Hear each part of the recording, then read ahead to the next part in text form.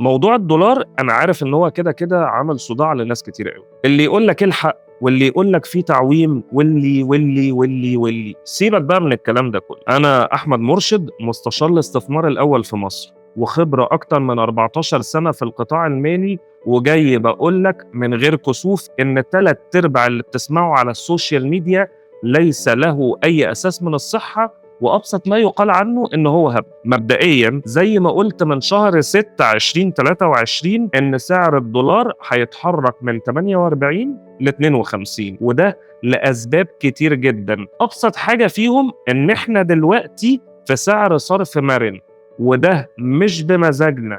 تاني بقول لك مش بمزاجنا. طيب هتيجي تسألني تقول لي هو ليه أصلا الدولار سعره زاد في آخر شهر؟ أولا لأنك بتسدد كل اللي عليك قبل تقفيل السنة. تاني حاجة المستثمرين والمؤسسات الأجنبية بتعمل تقفيل قبل نهاية السنة، فبتسحب من عندك فلوس، وانت في مصر عندك أكتر من 30 مليار دولار في أذون الخزانة بس. فتخيل كده، مجرد تخيل، إن في 5 أو 6 مليار دولار استحقاقات أو فلوس اتطلبت منك خلال 30 يوم، هتلحق تدبرهم ازاي من غير ما السعر يزيد؟ تعويم ايه بس اللي احنا مصممين عليه؟ الوضع غير الوضع، والفاكتورز اللي كانت موجودة غير الفاكتورز اللي موجودة دلوقتي. ولو عايزني اقولها لك هقولها لك. اولا احنا دافعين 35 مليار دولار في 2023، وفي 2024 دافعين فوق ال 30 مليار دولار وما تأخرناش في سنت واحد، ودول كده كانوا اصعب سنتين.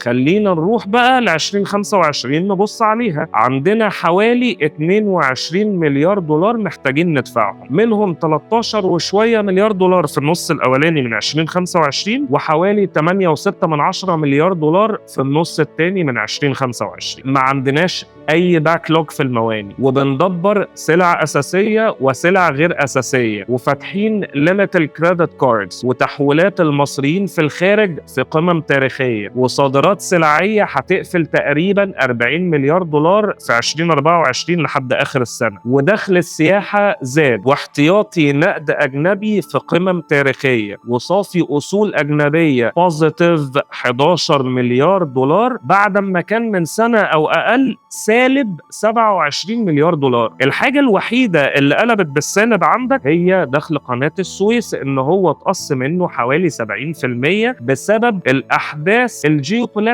اللي في المنطقة كلها وفي البحر الأحمر. فأتمنى إن ما يبقاش فيه أي هبد وأي كلام بدون علم في موضوع التعويم وسعر صرف العملة، لأن سعر الصرف يا صديقي مش هيبقى مشكلة أصلاً لو أنت ما عندكش تضخم. مشكلتنا الأساسية في التضخم وليس في سعر الصرف. لو ما فيش تضخم سعر الصرف مش هيبقى همك الأول.